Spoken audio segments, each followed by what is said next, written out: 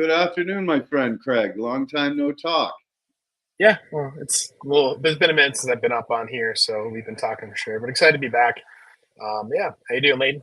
I'm doing well. I'm doing well, and I'm very excited to go down this rabbit hole with you today because it's been something we've been talking about for quite some time. hmm When was the last time you were on this podcast? Was it a while It was ago? back in January with Leaf, so it's been a hot minute. It's been a good 6 months. So, but yeah, I'm working on lots of exciting stuff in the meantime in general. So, yeah, excited to get into it. Yeah, you wanted to talk about Winograd columns and some kind of these interesting regimes of microbial activity. Yeah, let's start there. Ken, can you pull up the clip that Craig sent you so that we can give the audience a chance to actually see the diagram? Um, Yeah, there's a link to there you go. Excellent. Yeah. So this is really cool. I guess we can share this in the chat as well. So this is Howard Hughes Medical Institute. They're a institute, Howard Hughes, the aviator. He funded a lot of research in biological sciences and also microbial ecology, which is pretty important. It's kind of funny. I think back to the scene in The Aviator where he's like washing his hands, he's like a super germaphobe. So it's kind of cool to see some research coming about microbial ecology and how important it is. So this is an interactive. It's pretty neat. Ken, can you click on the background tab? So it's right up there. You go, Ruby. Yeah. So this provides a little background on what we're looking at. So this was a method that was developed by Sergei Winogradsky. So he was kind of one of the first microbiologists. He was a contemporary of Robert Koch, who kind of did kind of germ link theory to Pasteur as well, where we get pasteurization, Petrie and Tyndall. So these were people all that were doing research in the 19th century, so in the 1800s, on microbes, and effectually were trying to better understand the links between disease and how they grew. And we tended to view microbes in the disease aspect, right? So we get petri dishes and ice them. Winogradsky, he was a Russian biologist, microbiologist that kind of they said, well, these petri dishes they're kind of discrete systems. They're very isolated, right? They're not how microbes actually live in nature. So as you may have read, we don't have to go through the aspect of the summary, but it basically talks about how, what we see in a petri dish is not representative of what happens out in nature, right? It's very constrained. It's good if we want to study individual ones and tease them out, but that doesn't speak for how they interact and behave in the environment. And that could be in the soil and water and air, on our skin, inside of our bodies, in our gut. So it's pretty amazing in general. So what he would do is he'd go out to a marsh and basically pick a bunch of like silt or mud, basically a very rich biological ecosystem, and he would pack it into that tube. And what he would do is he would dose it with a bit of sulfur, so from egg yolk, or calcium from eggshell. And I guess maybe we can go back to the diagram and click on the interactive column, because I think this is pretty prescient in kind of these different environments that we talk about with soil food web, right? Or natural farming or biodynamic, right? We talk about these different microbes, different regimes, right? So what this does is this is a nice little slide interactive, and I think, Ken, you can kind of slide it up and down a bit and show people that the information kind of changes. But basically what we're doing is we're looking at all the different regimes and microbes if they were to sit in this column. And this is something you can actually do in a classroom. You do it in high school or middle school. Well, you'll take this mud and you'll let it sit, and then based upon the amount of oxygen, the amount of light exposure, and other compounds, it'll kind of band out. So at the top we have, so all the way at the bottom we have an anoxic layer, so very low to no oxygen in general. And most of the metabolism that's going on, it's going to be pretty much using energy source from chemistry, right? They're not using light. They're going to be getting their electron source, so that pretty much means how they drive their metabolism, the energy source, from like taking ions of certain elements and basically cleaving off or absorbing the extra electron in a kind of exchange. And then they're getting their nutrients from carbon source. So, for example, like sulfate-reducing bacteria, these are kind of the ones that sit in kind of mine tailings and break things down. And if we go up, and we can see the two bars, right? So we see sulfide, we see oxygen, we see the column, and then we see further on, all the way on the right, the zones, right? Whether it's anoxic, no oxygen, suboxic, a little bit less about oxygen, anoxic, more so oxygen in general. So the facultative microbes kind of sit in that suboxic zone because they can move back and forth. Whereas the anoxic, they're ones that only thrive in truly anaerobic conditions, but they play essential roles in ecosystems. So it's kind of cool because you can see when you go down in oxygen, you go up in sulfur. So it's interesting because, oxygen is used as a means to pretty much like drive these reactions, oxidative phosphorylation. So, and with the reality too, less oxygen, use more sulfur. So be more of this kind of chemical metabolism in general. So it's really interesting because we can think about how in natural ecosystems, how all these different regimes of availability, you'll get these banning out based upon nutrients that are available. So why is this relevant? Why are we talking about this today? Because it helps us understand that in a lot of situations, we can take organic matter and through fermentation, we can actually break stuff down. And this is achieved by these different strata. These are actually, how do we learn composting or fermentation? These are just processes that happen in the environment that we happen to observe and can contain and compose and run leverage to our advantage. So yeah, nice little introduction, hopefully.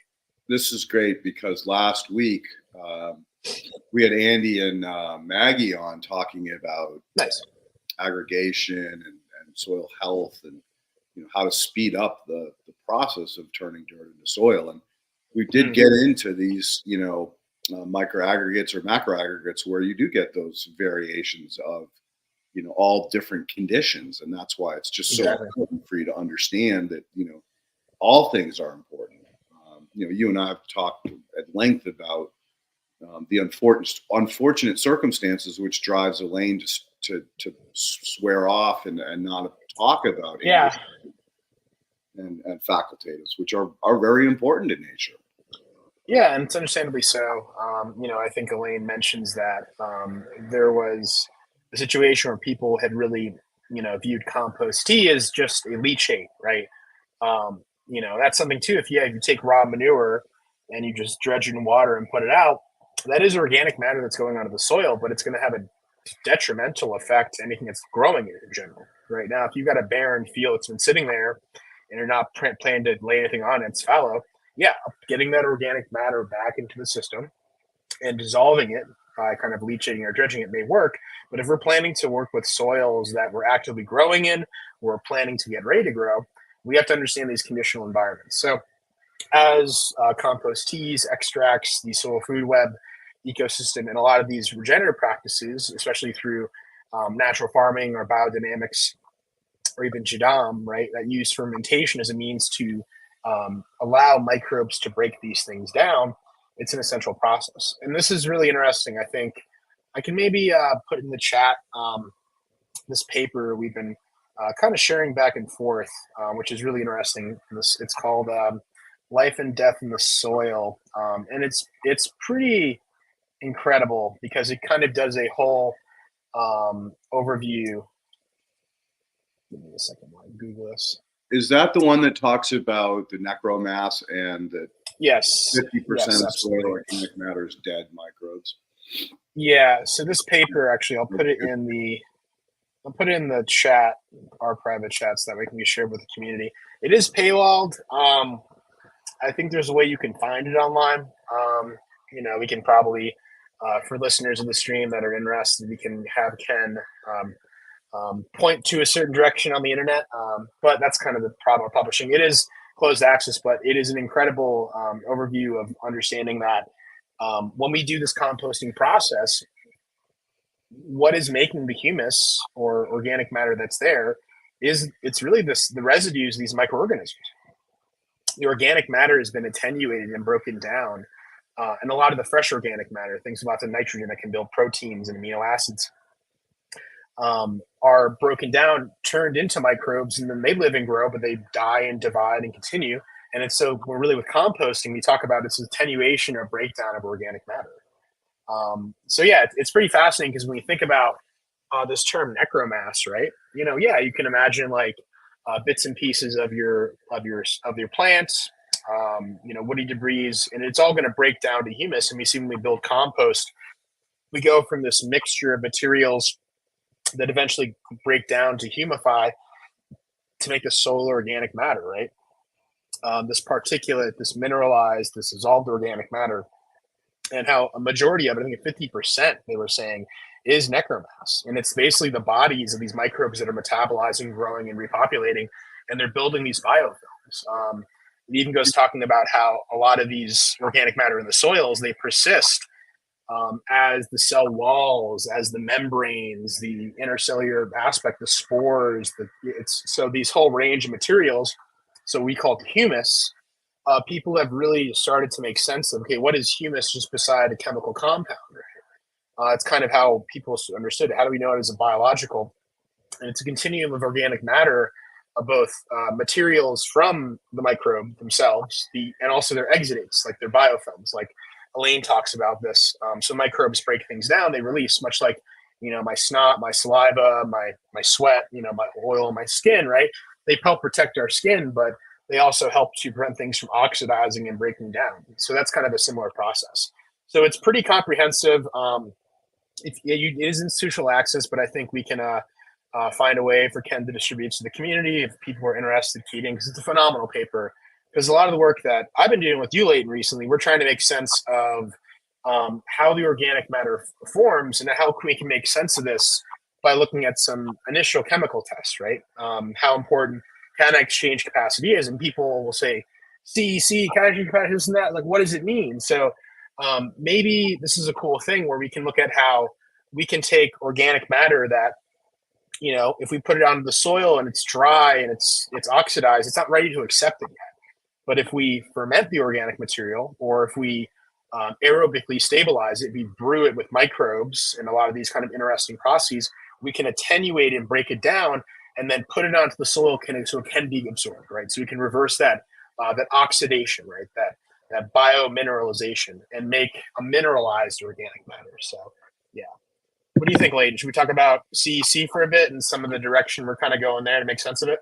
Yeah. Because I think it'll all lead back to composting and trash pickles and stuff like that. So yes, let's talk about CEC and how to relate it to nutrition or as a matter of fact, the ability for things to live or die, which is really cool. Exactly. So I'm going to look up this one. Ohio State Extension has a great article on it. Yeah, here we go. This is it. Hey, Ken, do you still have Leif Olson's email address? Yeah, I sure do. Go ahead and send him a link. He might come on. Oh, yeah. I just saw the text. Yeah. Cool. Oh, that's weird. It's sent wrong. Interesting. Let's see here. I'm just trying to get a good link. Here we go. Yeah, we'll use the second link. That one's broken.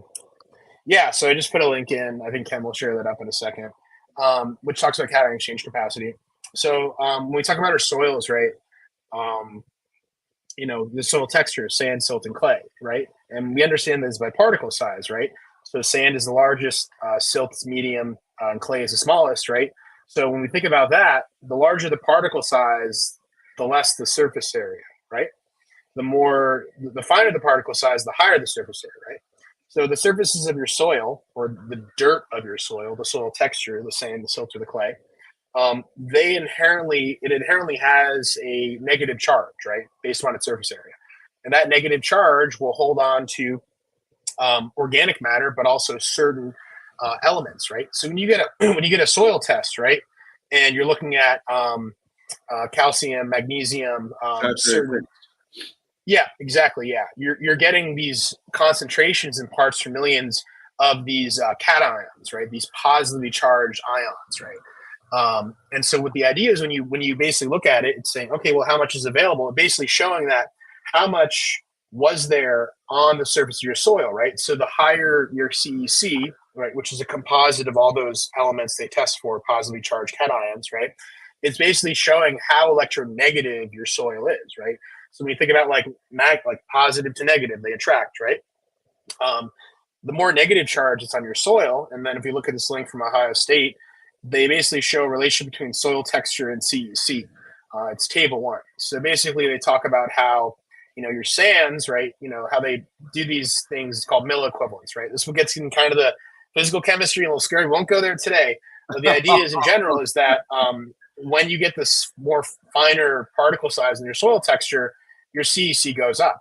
And then, if you add organic matter to that, liable organic matter to that texture, it will go further. Basically meaning that the electronegativity of your soil will become higher, which means it can hold on to more nutrients, right?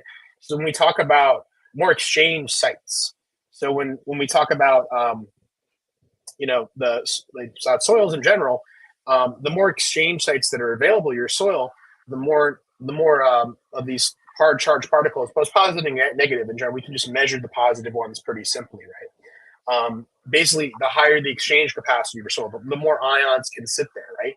This basically means that if organic matter breaks down, if you were to add a fertilizer, organic of some sort, right, less of it is going to wash off because there's more sites that those ions can sit on and have that soil pool. So kind of going back to some dynamics in soil food web that Elaine talked about, there's really three pools of nutrients in your soil, right?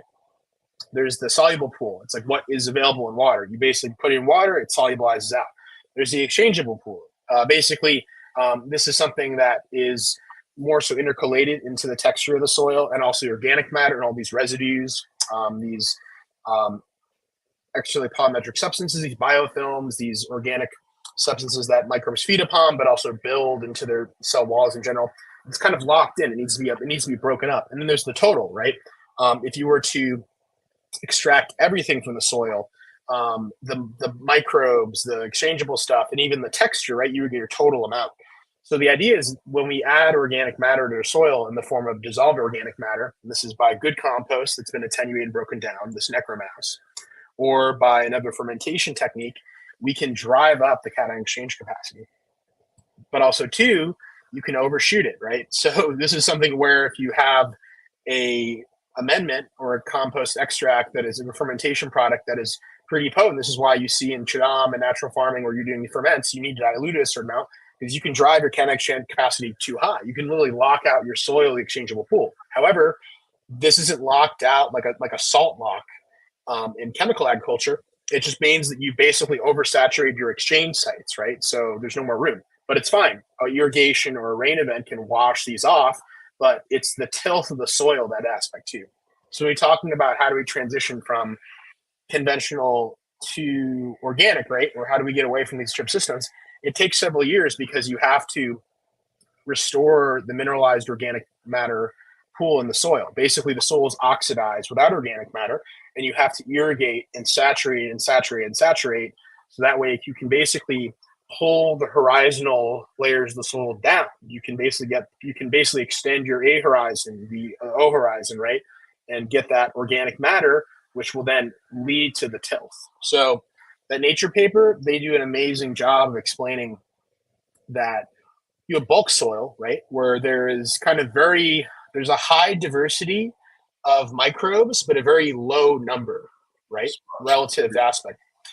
Versus when you go closer to your plant, the rhizosphere, there's actually lower diversity, but higher numbers, right? Because think about the plant. That plant is putting certain exudates out and certain litter material, and that ecology is being shifted, right? We know that certain plants contain different types of nutrient concentrations, right? Because it's driven by the chemistry back and forth with what actually the exudates will put down to recruit the microbes. And then you have the detritosphere, which is somewhere in between. So when we're trying to restore soils, we're trying to take a bulk soil and make it a detritosphere, right? That's the edge of where the root zone is, where the leaf litter is falling, right? And if we hopefully allow for succession, right, that will continue to grow on. The roots will continue to expand, or other seeds will come down and germinate. So it's really interesting because we're looking at a lot of frameworks in how soil organic matter forms and how these dynamics between the plants and microbes work together in unison to understand this continuum of biological matter in the soil. So it goes back to this thing that Leighton and I would say when we were kind of doing classes and podcasts and other things during the pandemic. We would say kind of at what point does the plant end and the soil begin? It's a really interesting question, though. So it's the fact that the plant is able to turn sunlight into sugar and then feed and proteins and their compounds in general, and feed these microbes and recruit them. And this has been a process which has been going on for forever. And how a lot of times we think about a lot of these rejuvenations, right? Oh, it's so slow, it's not happening. Well, yeah, this is on a human time scale. Right? This is in our, like, we think about things in a decade, right? Or, you know, if we're lucky, on a human time span, right? But these ecological processes between plants, soil microbiology, the microfauna, mesofauna, macrofauna too, these happens over hundreds, if not thousands of years, right? When you're looking at a patch of soil, right? How many times has that patch of soil gone through secondary succession? Not like in a century, not in a decade or a century, but like half a millennia, 500 to 1,000 years. And I think maybe this would be a cool thing where we can talk about your experience, Leighton, where earthworms showing up in cornfields or out in, you know, in Irvine, in you know, in Southern California. Yeah. So maybe talk a little bit about that. We can talk about maybe the soil bank where these microbes are there, and they're able to kind of spring out of nowhere. In addition to the organic matter bring in, but mostly because we've made these conditions just right. You know, another thing too is that what's really interesting is when you start talking about bulk soil, the rhizosphere, and the space in between, and why plants throw roots, you know, like exploring roots out to try to find these pockets of nutrients. And when they find the nutrients, they'll often find, you know, more diverse microbes, which then in turn are allowed to enter into the rhizosphere and become more valuable as a whole to the plant. So you start to get into this understanding of just how well balanced the interface or the plant to the soil or the interaction is, as far as allowing the plants to shift not only successionally, but through shifts in the atmosphere or the environment. Because let's face it, the Sahara Desert was once a savanna, and that isn't anymore. We've seen this, you know, occurring all over the place. As far as, you know, 1,000 years ago, 5,000 years ago, it was a completely different environment. I mean, heck, the center of the United States was a giant swamp, right? So these things have to adapt and figure out how to move successionally as their environment changes. And so, you know, those are some of the tricks where they have the ability to not walk. Like most trees, there are some trees that can walk. I think a banana plant's one of them, although it takes time, years. Well, you know, it's like when we look at a tree, we don't think anything is going on. But if you were to visualize what's going on, it's a very dynamic process, right? You know, we tend to be very biased in how we view the world from us having legs. You know, even the house plants. Like there's slow-mo videos of the house plant over the course of 2 days. Sunflowers in a field when they track the sun. You know, things like that.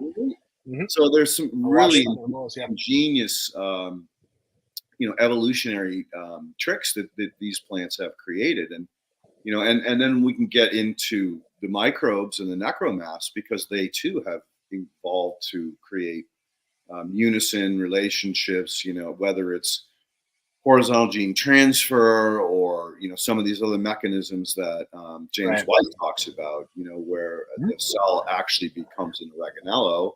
And then when that cell divides, becomes the nucleus, which is just incredible. So in my experience, I've had two projects. Well, there's many, but the two probably most recent that we'd love to talk about is Kyle's cornfield, which I'm sure he's going to come on this fall to talk about his experiences the last 2 years. But in his case, he called me in a panic. This was 2 years ago spring, or a year ago spring. Called me in a panic that he had to till his soil, unfortunately. So he had cover cropped. The cover crop was not high enough to roll or crimp, would not provide the necessary mat or layer to cover the soil moist. And so he called me and said, look, I have to till. And I'm like, well, that's fine. You know, just put it down so it only tills in an inch. And even if it just runs across the surface because it's uneven, it'll be enough to kink the plant to a point where it's not going to be able to outcompete with your, I believe it was beans that he was doing. And so he went ahead and tilled, and then he called me, you know, after he'd been finished tilling, and he said, Leighton, the soil's all clotted. It's all clumpy. And typically there's farm soil out there. It's not quite moon dust, but it definitely, if you pick up a handful, it's going to fall between your fingers. It doesn't stick together. And And he goes, and on top of that, there's worms everywhere. He was panicked. I'm like, oh my God, that's good. That's great news, right? You got earthworms. The earthworms are going to drive down into that compaction layer and start to loosen it up and give more space for the roots to follow the wormholes. I mean, if you've ever seen, there's some amazing videos showing that in the wormholes, the channels, these roots are just driving down into the ground and expanding exponentially, which means that they have more access to water, nutrients, etc. So then an old-time farmer neighbor of his stopped by and walked, looking at Kyle walking around scratching his head out in the field, and walks up to Kyle and says, well, what's going on? He goes, look at the ground. Look at the ground. The guy picks up a clod. It doesn't know what to do with it. And then he sees all these worms in it. Like, oh my God, I've been farming here. I think it was like 70 years or something. He was in his 80s. And he said, I've never seen an earthworm ever in the soil. So that goes back to what you were talking about, Craig, is that there's this necromass that is almost indestructible that exists in all of these soils. Another great example is the Irine Parking Lot. So as a developer, I understand what they have to go through to develop the land. First, they bulldoze off any organic matter. They get down to the subsoil, which is highly stable. It's not going to settle at all because it's been compacted by nature for who knows how many years, depending on how deep you go. But then they come in with bank gravel and compactors, and, vibrating tractors to really just pack that bank gravel down. And then they start to build.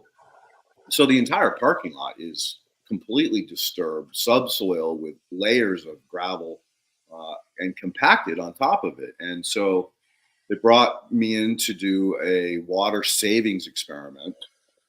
And they had been unsuccessful in the past. And basically what we did was, take the trees, we did a restoration on them, put down compost.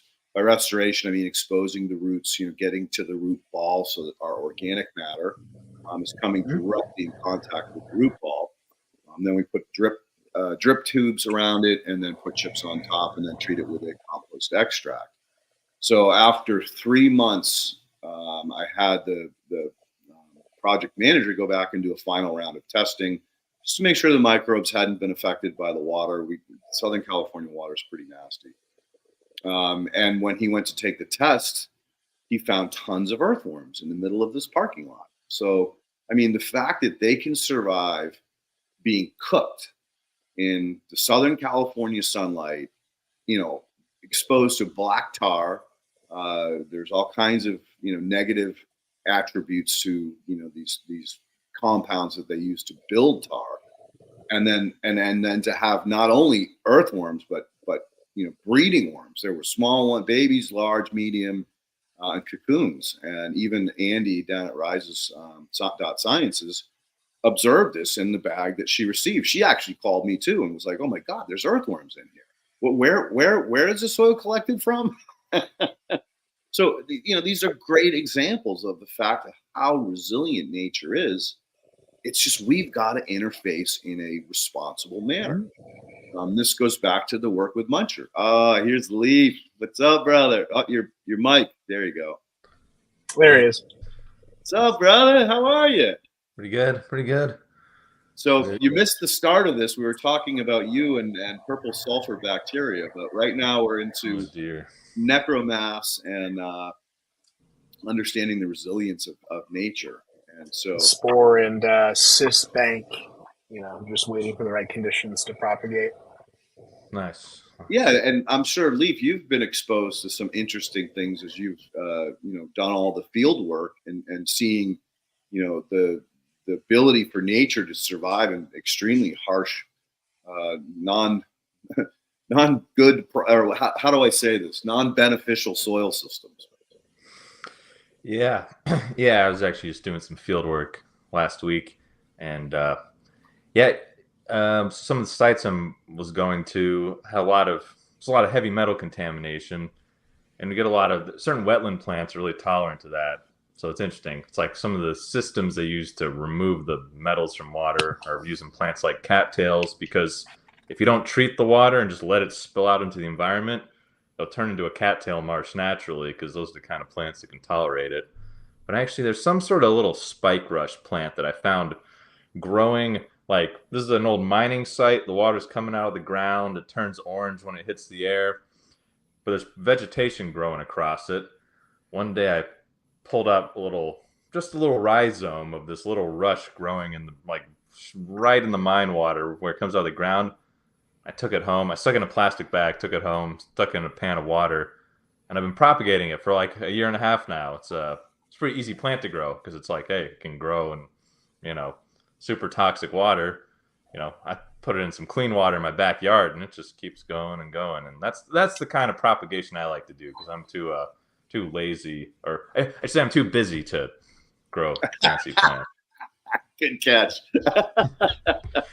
But yeah, actually, I shared this with Craig a few days ago. One of the kind of treatment ponds at the field site I was at, it Cool. creates anaerobic conditions so that it'll generate hydrogen sulfide or sulfide gas, because that will bind to metals and that removes them from water. So it's a good water treatment technique. But then you have a bunch of sulfide gas leaving the system, and that's not so great because it's toxic. And actually, I looked at the pipe of the water leaving the system, and there's always algae growing everywhere because algae's crazy. It can tolerate all sorts of stuff. But yeah, there's this little pink slime within the algae, and there's those purple. Although I had to look it up, I can't confirm whether it's purple sulfur bacteria or purple non-sulfur bacteria, because apparently purple non-sulfur bacteria also uses hydrogen sulfide. It oxidizes hydrogen sulfide. It can't oxidize elemental sulfur, but yeah, I don't know. Get into the weeds here. But it was kind of interesting because you have a bunch of sulfide coming out of the water, and now you got some other type of bacteria that's going to turn the sulfide back into sulfate, and all the microbes they're always cycling elements, turning them into different forms, and any natural system, whatever's there is going to get transformed.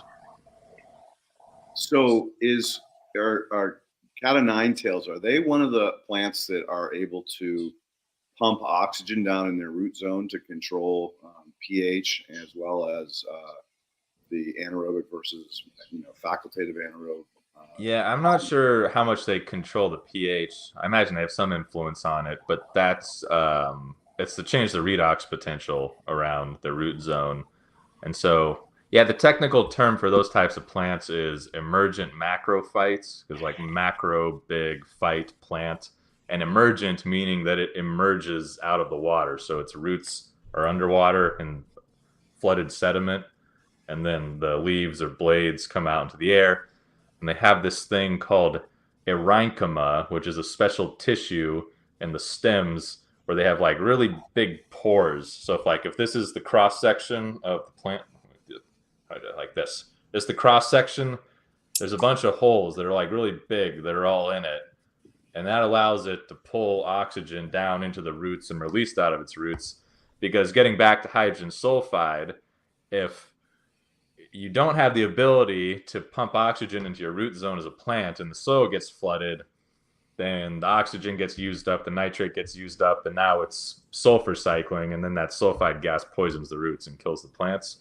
So any type of aquatic vegetation that can grow in flooded soil has that adaptation or something similar to prevent it from suffocating in the sulfide gas. So cattails are the genus is called Typha. There's different species of them.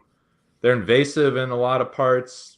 They're native where I live, but it's like cattails and what's the other one?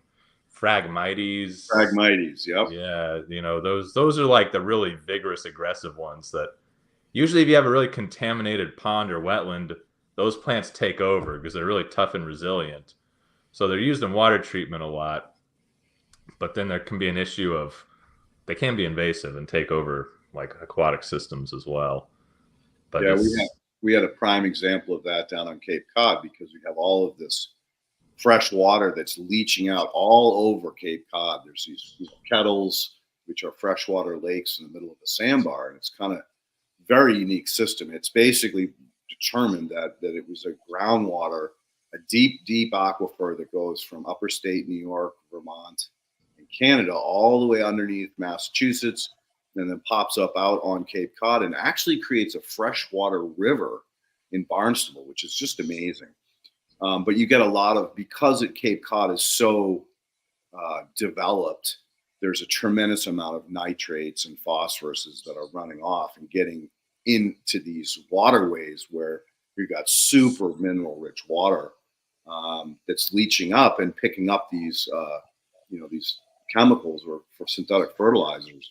And those Phragmites go ballistic, and they've like literally choked out a lot of those smaller kettles and the groundwater that leaches into, rivers and streams, which go out into the ocean and essentially create these amazing, uteruses where all the minnows go and the little eels.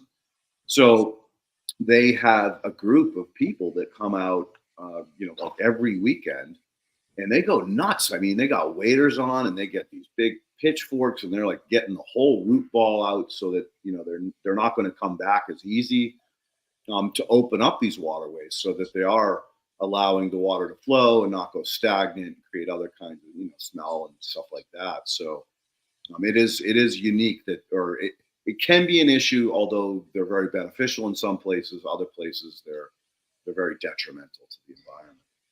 Craig, did you want to add anything on this discussion? Well, no, it kind of talks about some of the different regimes, the Winograssi column, these different microbial ecologies that can emerge, and it's usually set by the conditions of the environment, right? So we talk about like how, we view a contaminated environment largely due to our own kind of human interaction. This is probably nothing compared to what the environment is encountered on geological times, right? The Earth splitting open. A lot of these events for how we study these microbial interactions stem from natural occurrences, right? Different kind of shifts in the Earth with different deposits of minerals and water infiltration, right? Even too, like petroleum and natural gas, it does come out of the ground. We got a little better at finding it and pumping it up, but these are processes that these microbes haven't even defined. I think back to that one paper where I think it was a group of Pseudomonas that they found growing in an oil contaminated site, right? And they were looking at, okay, what if we could, teach these Pseudomonas that are breaking down these petroleum hydrocarbons a little cheat code, how to accelerate, right? And we've identified a number of enzymes in nature that microbes have to break things down, right? And so in the lab, we can kind of express these in certain types of bacteria that behave well, like these very fancy domesticated bacteria, almost like fancy cats or fancy dog or so like that. So what was really interesting was they were co-culturing the Pseudomonas from the site with these bacteria where they inserted into a plasmid. It's a little loop of DNA that's not in the bacterial chromosome. It's more like a little kind of expansion pack that the microbes can trade between hot swap kind of genes that are novel to break down petroleum hydrocarbons. And I think when they introduced co-culture, the lab bacteria basically transferred through bacterial conjugation this plasmid. And so the Pseudomonas, when they were basically taught how to break this down in the microcosm, they saw like an 80% increase in petroleum hydrocarbon degradation. And this is something that happens naturally in the environment. So the reality is we talk about like horizontal gene transfer in the soil, things being broken up, lice, even bacteria, viruses as well, and how, in a stressful environment and condition, you'll have this selected pressure naturally occurring, driven by the ecological dynamics, but also by the population as well. What's really exciting too is that in these cold culturing scenarios, right, I think someone in the chat talked about PFOS or PFOAs, right? There's been concerted effort for people researching how to degrade this. Even recently, the EPA put out standards about how prevent infiltration of wastewater, even fines and responsibilities for these things. And what's really amazing is that some people are looking at some of the best ways to study these things are in contaminated sites around Air Force bases, right? It's getting bad when the Air Force or the military is looking into remediation standards. But what's exciting is that some of these co-culturing environments where they've taken soil and they've actually put it in a Winograssi column, like a contaminated soil from off a landing strip on an Air Force base, and they will then make multiple of these columns, these microcosms, and then dose them with increasing concentrations of perfluorinated hydrocarbons, PFAS, PFAs. And what you'll lead this emergent property where the ecosystem that is used to being exposed to this infrequently will kind of come together in this kind of emergent effect where they observed a large amount of this PFAS levels weren't detected. Right now, they weren't sure at the time whether it was partially degraded, whether it was absorbed or adsorbed, so inside the microbes or on the surfaces of them. But what's really exciting was that in these microcosms, it's not just bacteria, but it's also fungi as well. They isolated 2 different strains of fungi from these Winograd columns that were surviving, and when they played them out on agar, were these PFASs were the only carbon source, right? So understand, you have a carbon backbone with fluorine studied on each of the adjacent bonds, and it's a carbon source. And they found that that these fungi had adapted to scavenge the carbon in the PFAS. And these were the strains that were isolated from the increased dose concentration that wasn't too much, wasn't too little. So you get these incredible emergent properties, and a lot of it is the fact that it's descent with modification, right? That's what evolution is. When your microbial populations, your generational turnover is much more rapid than a macroorganism or an animal, but you're able to basically select the pressure by the environment, either natural or artificial selection. So it's pretty exciting because we just let these processes do the work rather than trying to tweezer things in. We can add things in to basically give them another tool. So it's exciting because we're looking at how some of the most exciting ways, tools of remediation using biology, isn't so much by engineering or trying to edit them or genetically modify or anything like that. It could be more of like a biologically engineered process. So it's pretty exciting like that. Kind of like much in the way that a worm bin, right? Or like a vermicompost system is a bioengineered process, right? By the bioreactors inside the earthworm's guts. Yeah. Yeah, it's interesting. I met someone recently who worked for some company that he said they had tested a strain of yeast, I think, that could break down PFAS. And his dilemma was that the company he's working for sound like they were some sort of biotech research group. So the fact that they had just like found a strain of yeast that could break it down, that wasn't really going to work for them as a company because they needed to be able to, it's expensive to do all the, the testing and the work for this. They need to figure out a way to make it more lucrative. So he was kind of saying the next steps they had to do was be to actually identify the genetic components that are allowing the PFAS degradation, because they ultimately didn't want to just use this yeast strain. They want to isolate the genes, create some sort of plasmid so they can genetically engineer a more conventional microbe to do it so that they could patent it and, make a lot of money doing it.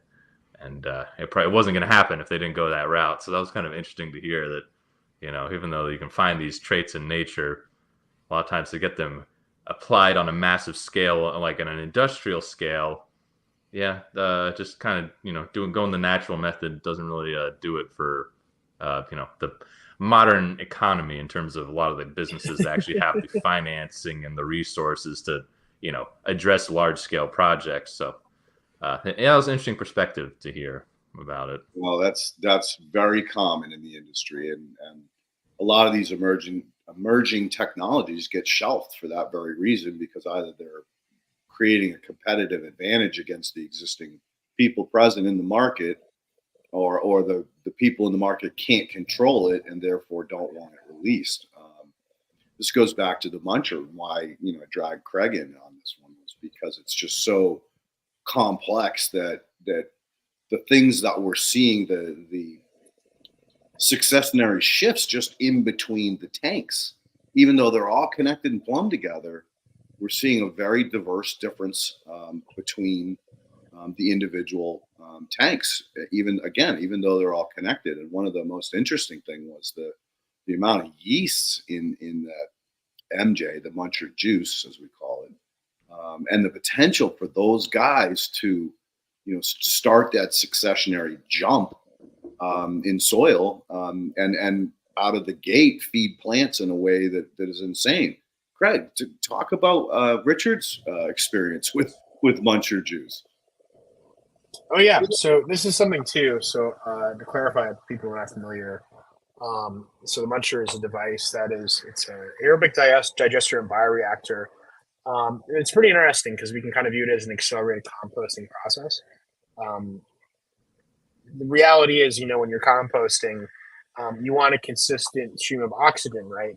It regulates your temperature, prevents things from going anaerobic, but also too much oxygen can kind of be a problem, right? So kind of aeration, but also moisture is kind of the tit for tat in a lot of composting procedures. So kind of this bioreactor system, you kind of creating almost like a rumen or a stomach where you're getting this kind of this aerobic, this aqueous environment that allows for microbial transformation of organic matter. So when we talk about this Muncher Juice, right, it's the effluent that's squeezed out from the solids and separated.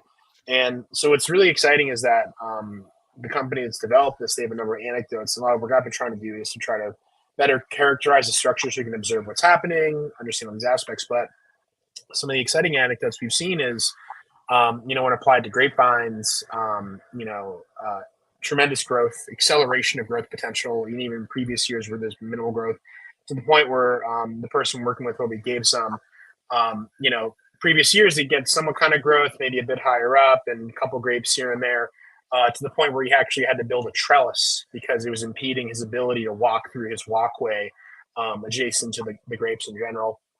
Even two other anecdotes were, growing tomatoes in sand just after, I think just one or two applications of the effluent, the Muncher Juice per se. And what's really interesting phenomena that we've seen, we talked about this with plants when they grow, right? The primary roots are those kind of larger root tips that the plant is exploring the soil in. But when we understand a soil that is good tilth, we'll see secondary roots on there, right? The plant will then maximize its surface area largely to kind of create these areas of interaction for microbes. And what's really amazing is even too, in some plant trials of artichoke, two artichoke plants grown side by side in this anecdote, the original artichoke plant, I think only had about maybe, it was like 3 to 4 artichoke heads on them. The one that was treated basically, I think it was like 7 to 8.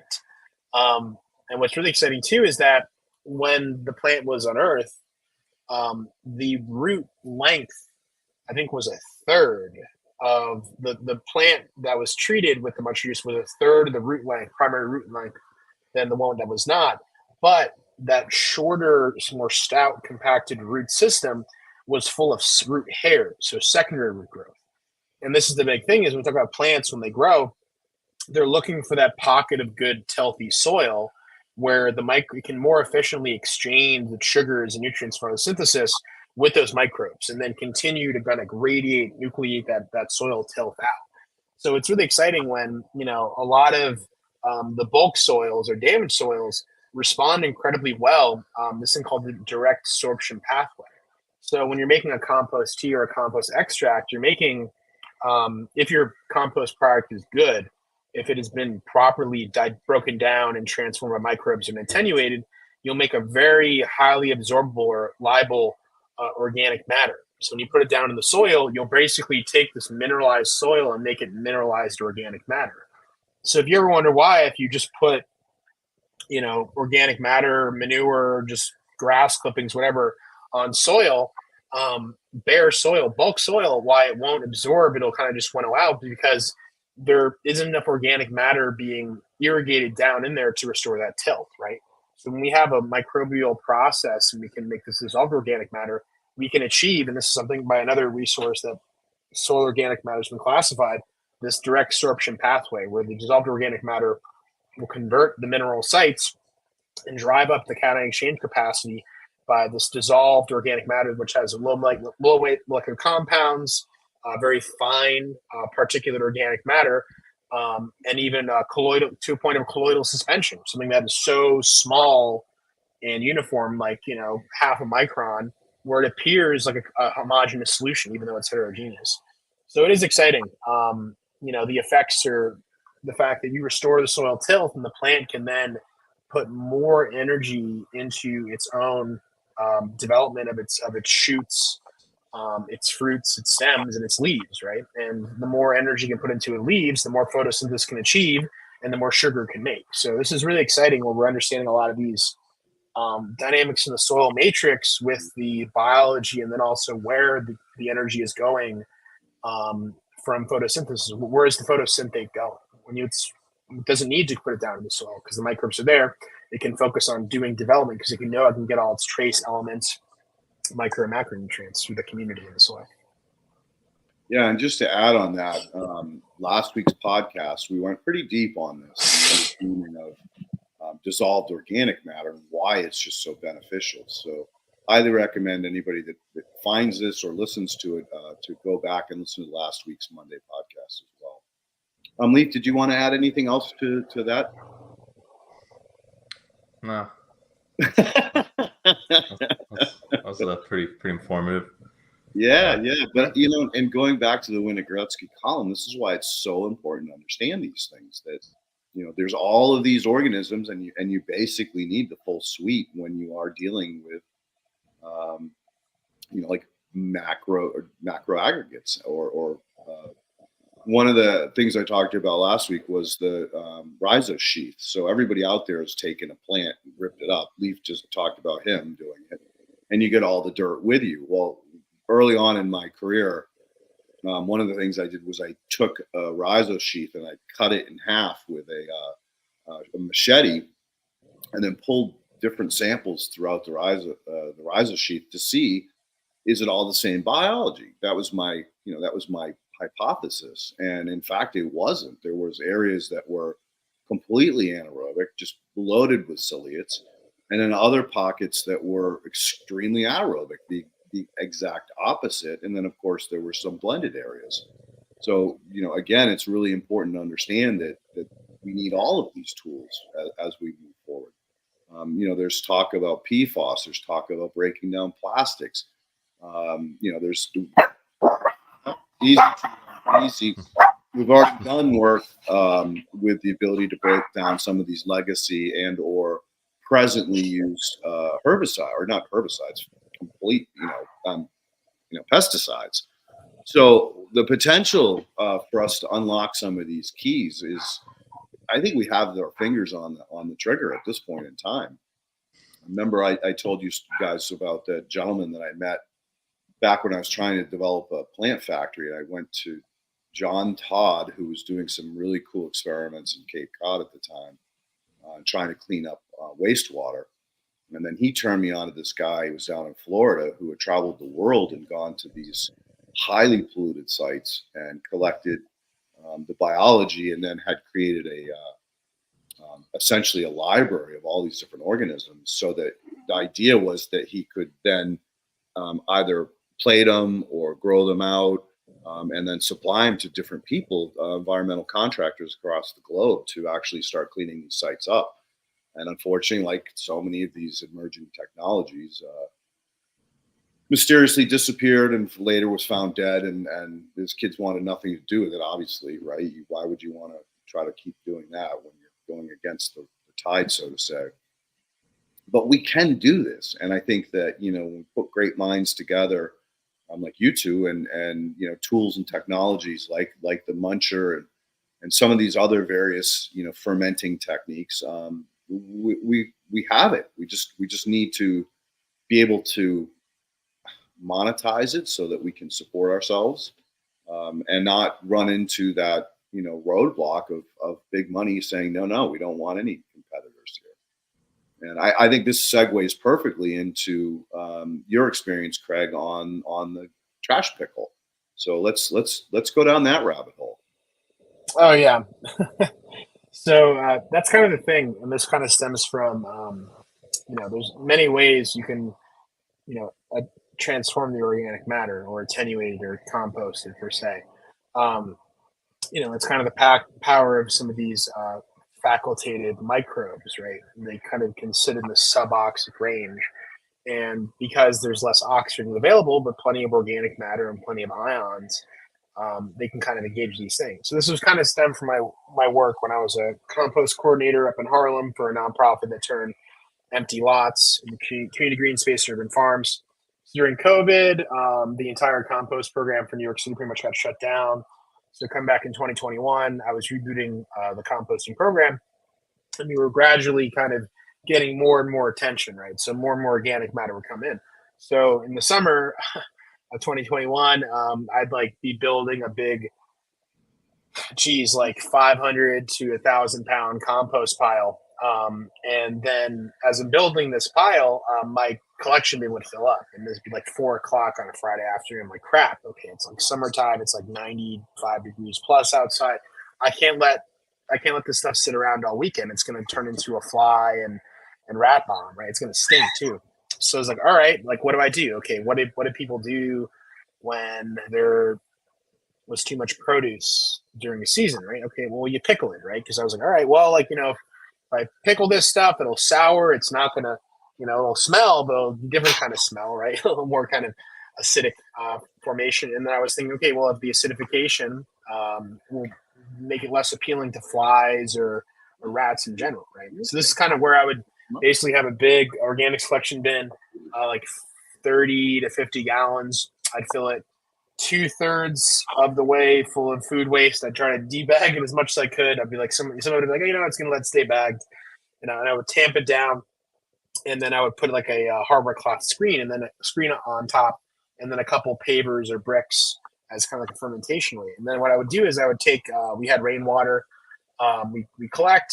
They had lots of algae growing in the tanks. So there was good biology in there. I could tell it wasn't chlorinated, or there wasn't enough in there to disturb the ecosystem. If I had to use tap water, I would take a handful of my compost, I'd throw it in, and then I would take a little bit of my compost, mix it in general with the water, and I would fill it up, and I would basically have a layer where it was 2/3 organic matter, 1/3 water.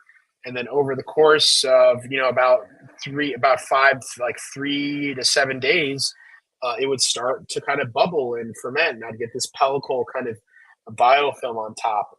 And it was really interesting because, you know, it was a way where, okay, cool. Like I'm thinking about this. We're like, okay, well, you know, normally when you like process compost, right, you're trying to break this stuff down, right? So when you get the whole plant material, first thing you do when you compost is you chop up all your stuff, right? And then you mix it evenly, you hydrate it, right? So that way everything kind of breaks down, kind of like baking, right? You want to make sure all your ingredients are incorporated evenly together. So that way, you know, if you're proofing your dough with yeast, they'll kind of ferment evenly, or if you're baking, it'll rise evenly in general. You know, so that was the thing. So it was interesting. After 3 to 5 days, I would pour off this effluent. There'd be a thick, cobwebby biofilm of Lactobacillus casei, almost like a kind of snotty rag with all sorts of bubbles and stuff. And it'd be bubbling and churning. And I'd pour it off, and it'd be like a house vinaigrette. If I had beets in there, it would be an incredible, like, violet, purple color in general. But what was really interesting was, like, the solids, I would compost them. That would be an interesting way where I turn my greens into a high nitrogen food. And what was amazing is when I chopped it, it was way easier to chop because it was kind of massaged and digested by the microbes in that kind of suboxic environment. So it was really cool because one thing I noticed was that when I had composted just with the fresh food waste that wasn't fermented, this like garbage pickle or this liquid ferment, you know, I would notice that, you know, my pile would dry out a little easier on the ends. And even too, I'd only have fungi, you know, I wouldn't really have fungi on it between turns. When I incorporate it with the kind of organic matter that was fermented, it was super easy because I would then incorporate it, and then the liquid from the fermented organic matter would absorb far more readily into the wood chips or brown materials I have. Right, it was almost like this viscous, sticky biofilm, which was great. And then even too, if I had to hydrate, summertime my wood chips were super dry. The effluent, this house vinaigrette, I poured off to get the solids, it would absorb into it super readily. And when I started making compost with this kind of pickle, this trash pickle, or this liquid ferment, this, I guess in Jadam, it's called JLF, Jadam liquid fertilizer. I call it ferment because there's a little more you can do with it. I would have fungi fruiting off my compost pile by the second turn. And I was thinking about this where I was like, wow, okay, all these biofilms, right? When our compost pile heats up, we're kind of diminishing the microbial community of the aerobes, right? There are a lot of them can kind of go dormant, and we want to basically make it too hot. We want to make it slightly thermophilic enough, so that way the opportunistic pathogens get knocked down in population. So what's really exciting was that the biofilms that were in this extract were almost protecting or allowing the aerobic community to return between turns and aeration heated up. So it's kind of almost like all these antioxidants that were in the fermentation products were allowing the good guys, the aerobic microbes, to come back, but even too, leading to further diversity, or even too, we could potentially have kind of allowing for competitive exclusion, where one of the biggest concerns with processing organic matter, getting it hot enough, is we want to kill the pathogens, but if there's enough diversity in the pile, those pathogens, when in bad conditions, they may be opportunistic, but they may be part of the whole system. So it's an interesting concept when we're talking about a biocomplete compost or biointensive. How do we do ways that allows our compost to bounce back after going through the thermophilic pile? If my inputs were these ferment products, and they'd have all these fermentation products, all these reduced organic compounds, these antioxidants or biofilms or glues or this necromass early on, that would be a jump start for my compost pile to basically attenuate it, turn it back into compost. Just kind of one of the things I thought about and observed. It's interesting because it's like you're describing a mechanism of resiliency for the microbial community, in terms of like resistance versus resilience. Resistance is the ability to not get altered or disturbed, and resilience is the ability to, when that disturbance happens, how well it can bounce back from it. So it's like these biofilms and fermentation products seem to be a mechanism for that. And it kind of ties back to, I know I showed up late. I heard the theme of this talk was Winogradzki columns or something like that. And it's this, there's a through line with a lot of things you've been discussing, and that is, redox potential and redox gradients.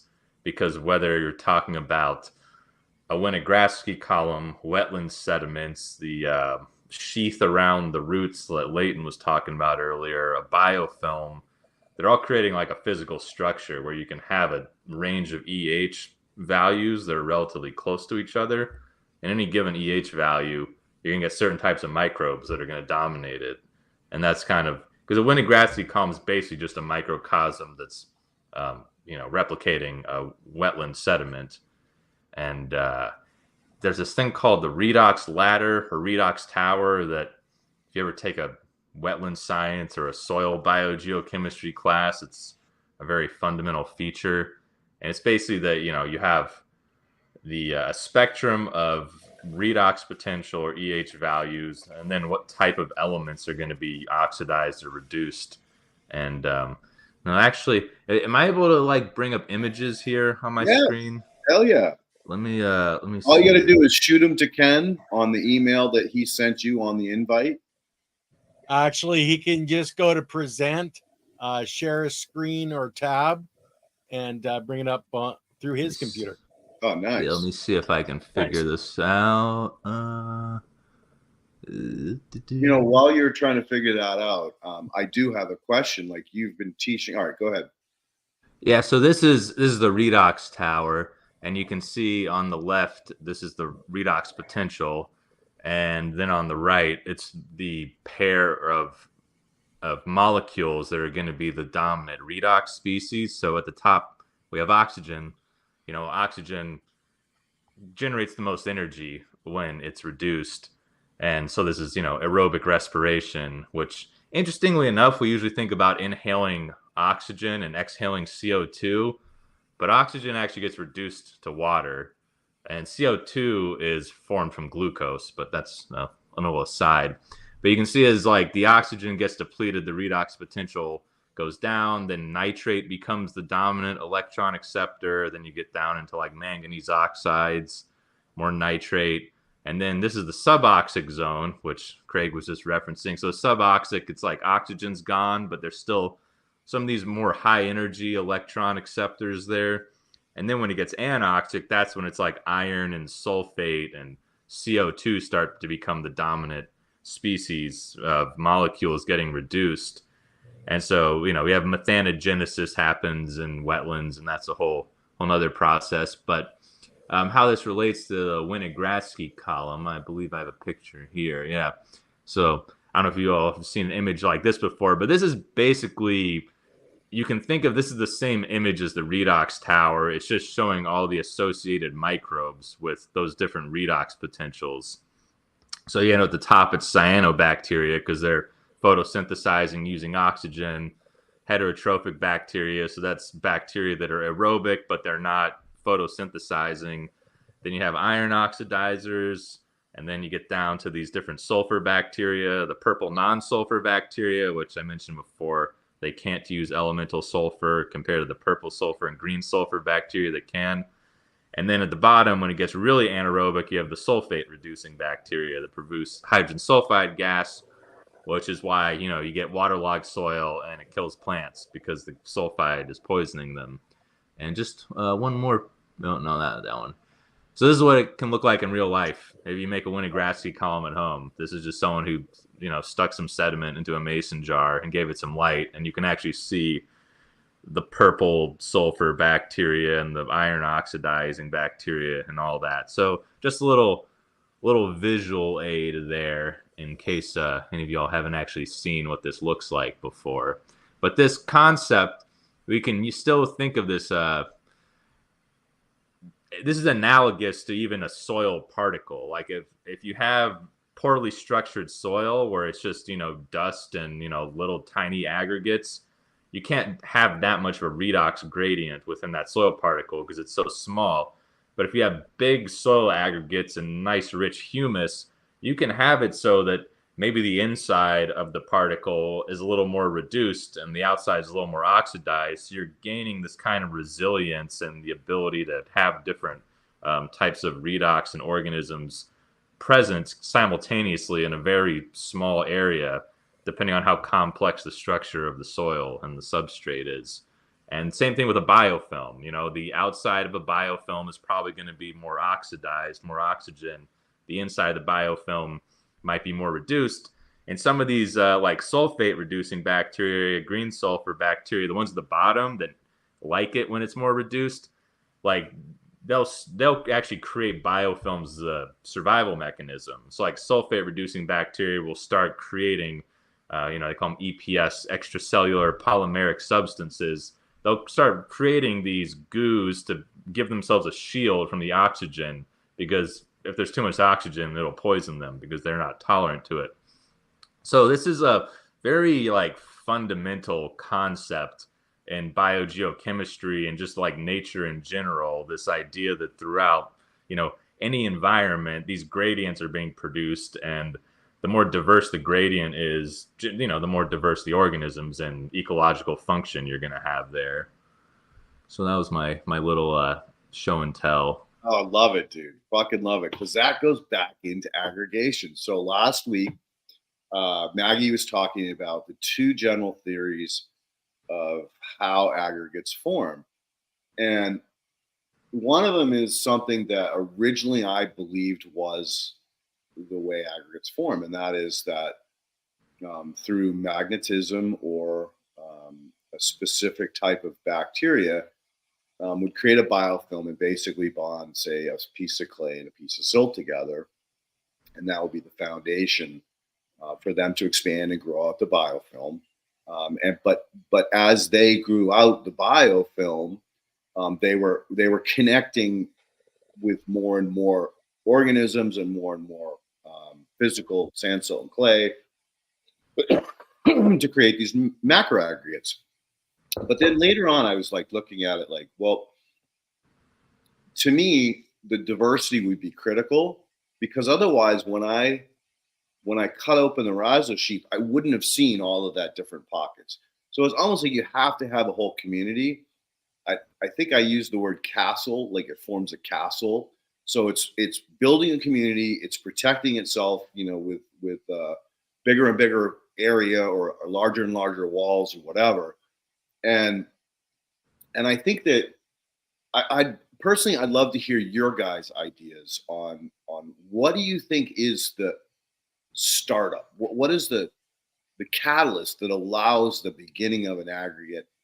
And is the aggregate evolving, or is it like what Maggie suggested was like the inside of that aggregate's going to be way different than the outside. What are you guys' philosophies on that, or theories? Well, so there's another paper which, if you really nerd out about what type of soil it is and the individual phyllosilicates, right?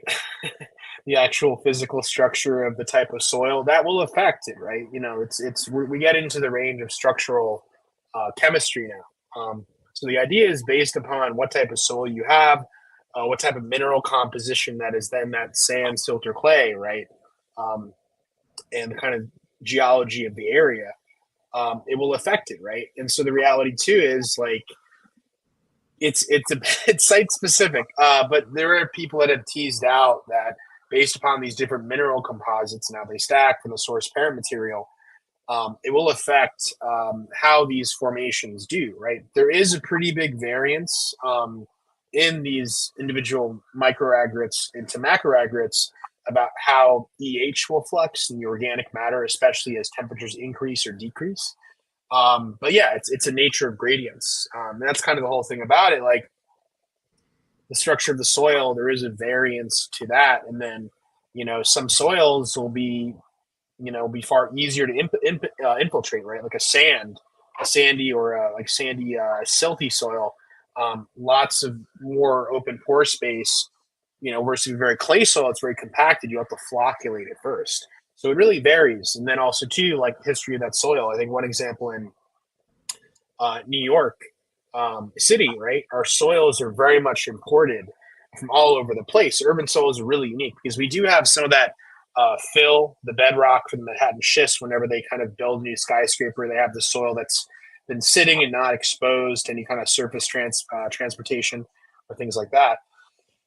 But the biggest thing that affects these aggregates, is going to be these glues that hold the soil together, right?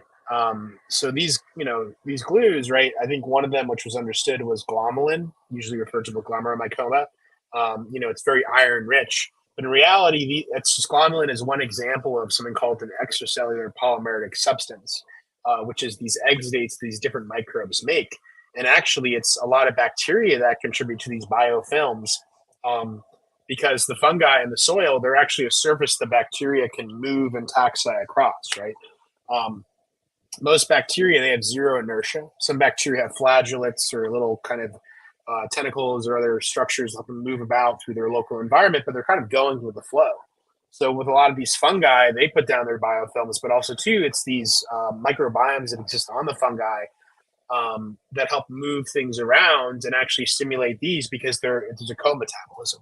So it does vary. It's an interesting component. So kind of talking about the structural component, right, of the chemistry of the minerals, but also with the biology and composite. And then you get these assemblages of material that hopefully lead to a soil that has tilth, where there's good air, water, infiltration, and organic matter.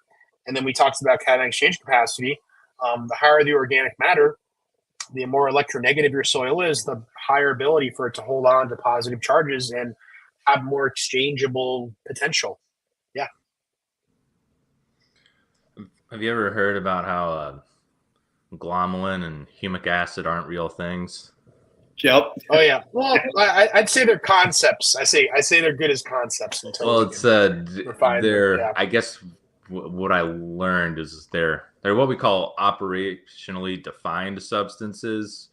Yeah. That nobody could tell you what the chemical structure of glomalin or humic acid or fulvic acid or any humic substances is.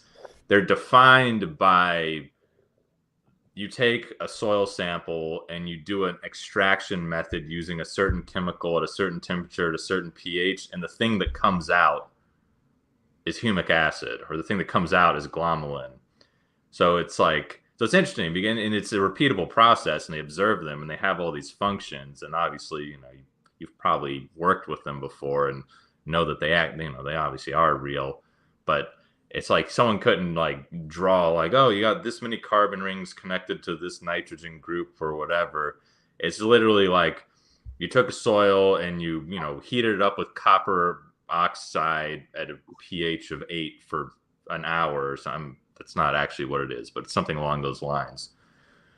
So it's interesting just that a lot of the fundamental, very important substances in nature, we still don't actually know what they are. We know how to create them. So it's almost like a little bit of alchemy involved. But in terms of the structure and aggregates, it's actually interesting. I was listening to someone talk about lignin degradation and the concept of different lignin biomarkers in soil, because lignin's another one of these substances. It's a complex, non-repeating, seemingly random polymer of acids, and there's three very common structural components of lignin that have been identified. It's like syringil acid, vanillic acid, and I think another one's called cumaric acid. But different plants have signatures of the ratios of these different acids, and so people who are like really getting into the weeds of this topic will actually have these metrics that's like the S to V ratio, or the like C to V ratio, which is the ratio of like syringil to vanillic acid found in a substance. And you can measure that in soil, and it could actually be a clue of like what type of plant was decomposed to create the organic matter in that soil. And they can use that in combination with things like stable isotope tracing, that kind of it's like forensic environmental detective work, to be like, we took this soil sample and based on carbon 13 to 14 ratios, we know that it was actually like a grassland, is what built this soil, because C4 grasses have a different enrichment factor of carbon isotopes. Or you could say it was probably this type of tree instead of that type of tree because of the SV, VA ratios. And in terms of how that leads to like management implications and things like that, I'd have to think harder about that. But this is something I learned about a year and a half ago, and I hadn't really thought about it in a long time. And what Craig was saying, it just caused my brain to go down to that cavernous vault that I hadn't really accessed. And my brain is just melting, Leaf. Okay, come on. Yeah. So when I learned that, because I thought I had learned all the important details about lignin and lignin degradation. I spent many years kind of getting into the depths of the white rot fungi and that realm of mycology. But I learned that, and I was like, wow. There's always a bigger nerd who has gone way deeper on the topic than you have, apparently. In that Sokol paper too, as well. It was a really interesting section. They were looking about how the living biofilms of soil microbe cells they're embedded in this hydrated matrix of these extracellular polymetric substances, like the polysaccharides, proteins, nucleic acids, lipids, all these biopolymers. Well, so that's the concept, is like it makes up 80% of the dry mass of the biome, which is pretty crazy. And even too with certain fungi, right? And, in certain forest soils, right? There's actually more fungi that make necromass. Their hyphae are more melanized, right? So we talk about the honey mushrooms, the Amarella mollia and Astoya. They make these black rhizomorphs that they aren't able to crawl up. It turns out that apparently the more melanized fungi had more persistent necromass in the soil because it was harder to decompose. So even too, you get into the different types of fungi themselves can affect how resistant the soil organic matter pool is. So it's like you're adding another layer onto it, because first we're talking about the different types of lignin acid components, and if you have more of this type of lignin polymer, then it's going to be harder to break down. But then the fungi to break it down, if they have more melanin in their mycelium, then that's going to be harder to break down. And around and layers around. on layers on layers. And, there's a lot of just more dimensions, right? Exactly. It's like the cube root law, right? When you're looking at data, the simplest is like you're looking at a certain set of values consistent, right? Okay, at different time points, and you're doing them like another factor, right? You've got a grid, but then you're getting like a Rubik's cube, right? You're going to higher dimensions. So it's like the cube root law, right? Whenever you add another dimension or scale, it scales up way quicker than you think. You know, if anyone's done like some home construction project, oh yeah, what if you just double the size of it? It can't be that bad. Hey, Jesus, that did not scale as up out of my head. Yeah, I think they call glomalin a glomalin-related soil protein at this point in time. I think that they've basically nixed the word, other than it is a compound that exists in mycorrhizae, but as soon as it comes out, it's different. It's a whole different game. And I think extracellular polymeric substance. Yeah. Outside of the cell, it's a polymer. Right. So yeah. I mean, the deeper we go, the more fucked up it gets, because it's like you said, Craig. It just expands, or like pixelates, and to a point. Yeah, where, you know, everyone in this group engages with producing an extracellular polymeric substance at least once or twice a day, hopefully. You had to go there, didn't you? Thank God. You know, but better out than in, they always. We're gonna leave that one alone. Hopefully, nobody picked up on that one too deep. And so the EPSs, like, they're usually thought to be carbohydrates, right? Or it's like it's the whole mix. Anything that's a polymer, protein, amino acid chains, proteins, lipids, anything that's a string. That's something I learned recently as well, that some of these anaerobic bacteria, their EPS are almost entirely made of proteins. And if you read older textbooks or papers on EPS, like, they say that they're just made out of carbon, rich substances, but other microbes make them out of proteins. And so it's like one of these things where they got discovered. Most of the organisms they looked at, the EPS was made out of this type of molecule, but then it turns out there's other organisms that make them out of different types of molecules. And so it's always like, at this point, I'd never feel like I actually understand what's going on. I think it's a more helpful mind state to have for trying to learn about nature. Because I look back on things that I said to people in a public forum years ago, and I'm like, that was really incorrect statement. And hopefully the people listening to me, didn't believe too much what I was saying.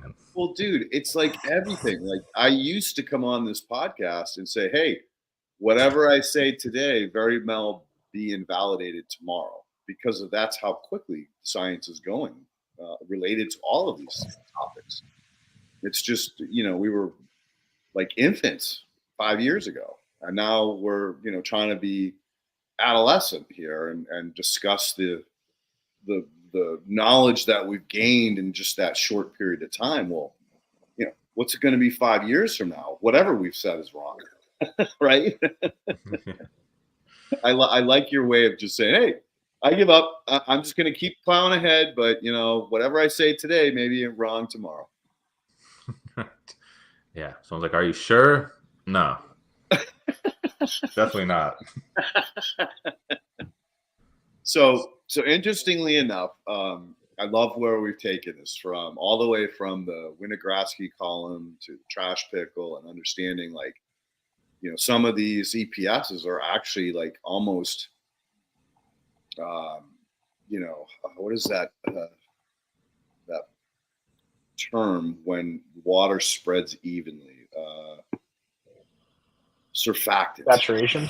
Yes, has a surfactant quality to it. And Leaf, this goes back to a question I had for you, because Craig and I think, you and I talked about this too, the struggles of making compost in an environment where you have very low humidity, very intense UV, as well as wind that forces the material to go like hydrophobic super quick. And so I know you've been teaching compost making down in Texas or down in Oklahoma. You have humidity, but you have heat and you have wind, correct? Yeah. I can't claim that I've been making much compost here. I've just been telling other people how to do it, and hopefully they make it happen. But there's enough humidity though that I haven't run into that too much.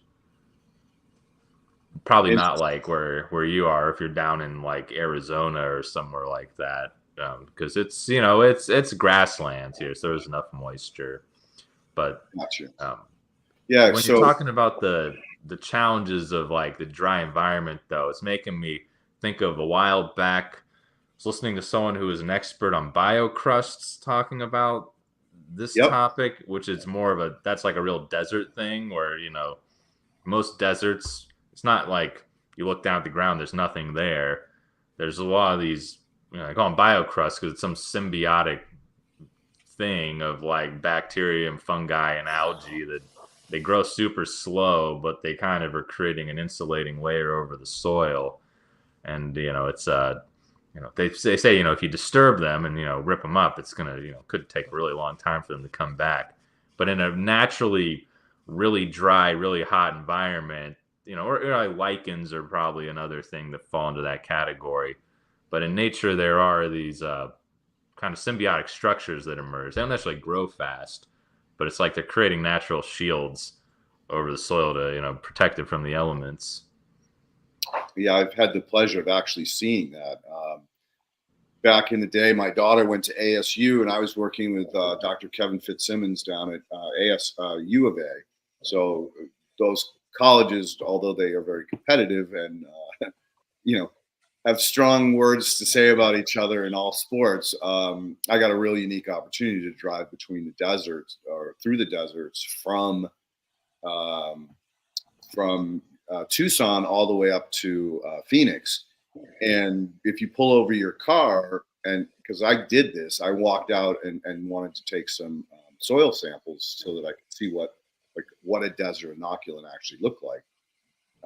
And this was post being exposed to seeing not the tsunamis, the what are the rains called down there? There's monsoons. So we'd see a monsoon come through, and like I'd drive down to Tucson, and the monsoon would come through that afternoon, be down there for half a day, and then drive back that next evening. And you go through these deserts, and they were just green and lush, and it was crazy. So I wanted to see like how is this happening? And I found that when I go underneath these different shrubs or cactuses, that you'd get that probably, I don't know, 3/8, half-inch thick crust that you would snap off, and it was you could break it apart easy enough, but it was definitely what you're talking about, is that crust. And so I smuggled some of that back. I actually got flagged by TSA and hauled into a back room because I was transporting brown substances. Biological material. Yeah. But I basically told them, I go, guys, look, this isn't heroin, this isn't cocaine, this is just soil. I'm a soil scientist. And fortunately, I was able to talk my way out of it.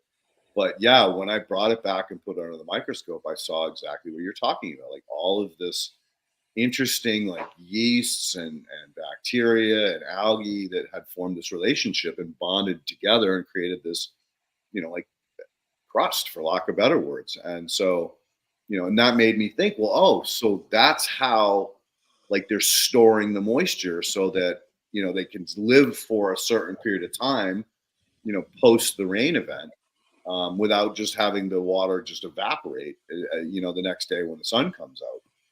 And in many ways, it's an aggregate. Like that's just a surface aggregate.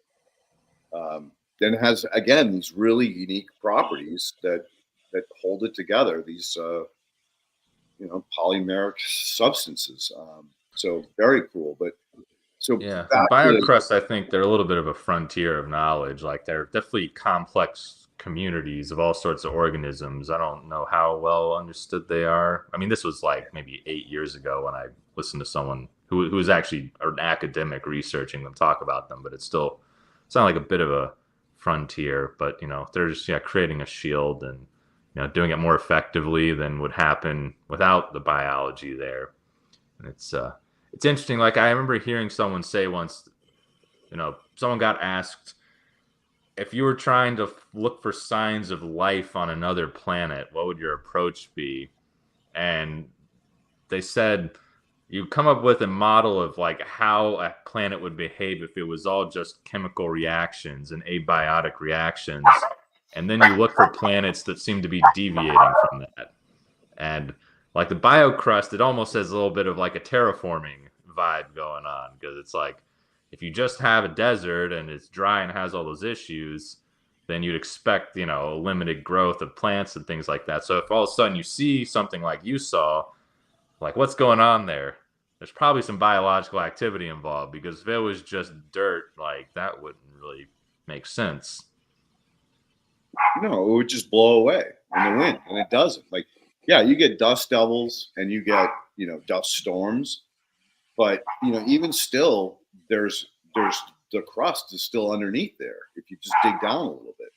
So I think you're right. I think it's very much like a terraforming situation, and probably would be the best place to start if you were looking to try to find life on another planet. Greg, did you have something you wanted to pipe in about? Yeah, it's kind of this localization effect. So it's kind of propensity for like there's an emergent property when there's stress. And kind of thing too is like it's a strategy to kind of hold out until better conditions arrive.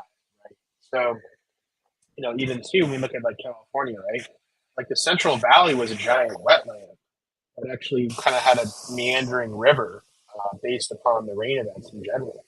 So it's kind of interesting that you have these, you have geological time as the basis, and then ecological time above that. It kind of moves back and forth through that capacity.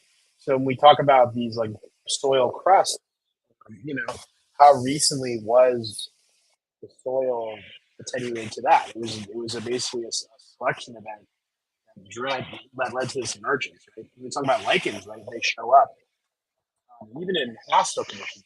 So the lichens are good bioindicators because we can kind of understand, okay, what are certain stresses in the environment that lead to this emergence coming together. And, it's not just bacteria and fungi. There's yeast, there's nematodes, there's tardigrades, right? They're little ecosystems.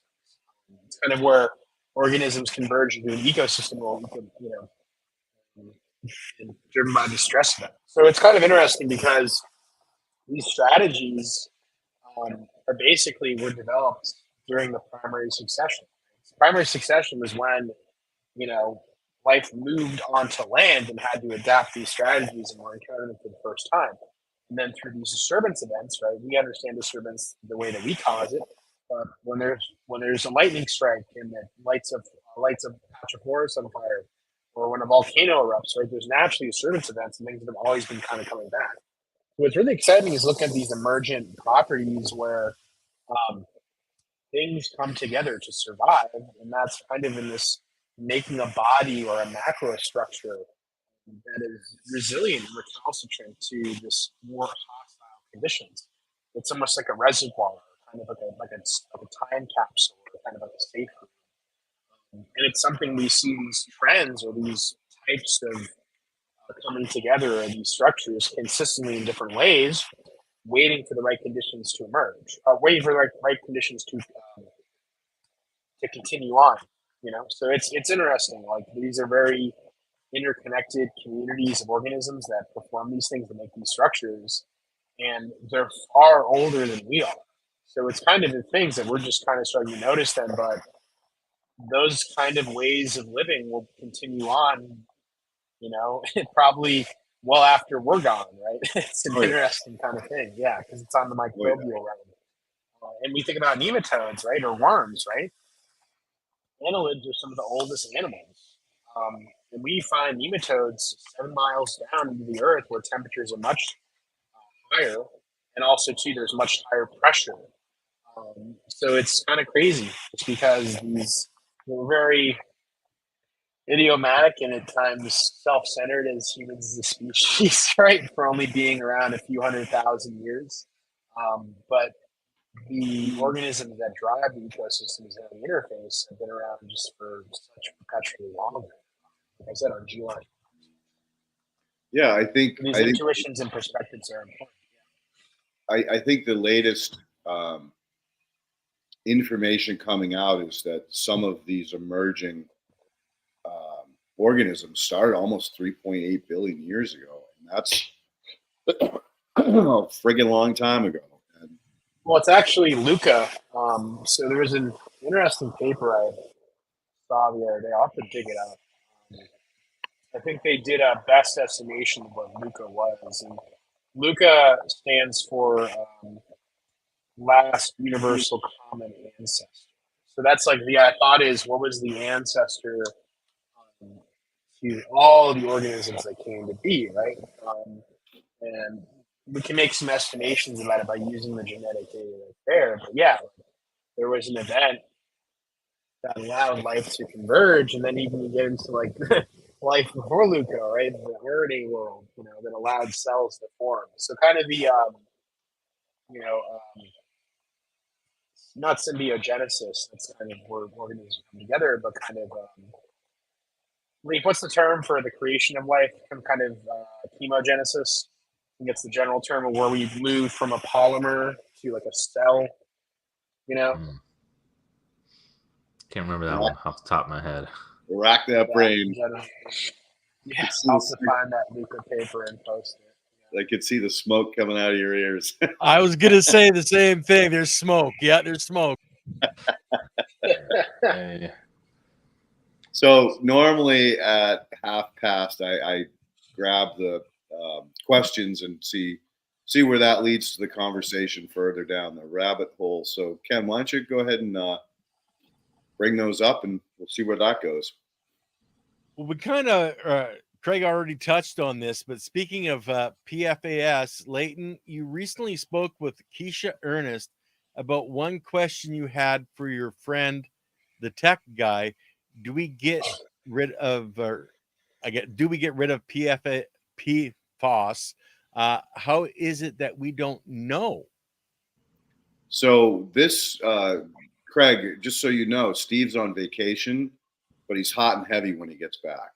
So it'll be probably another 2 weeks. Wait, Steve Stringer, which guy?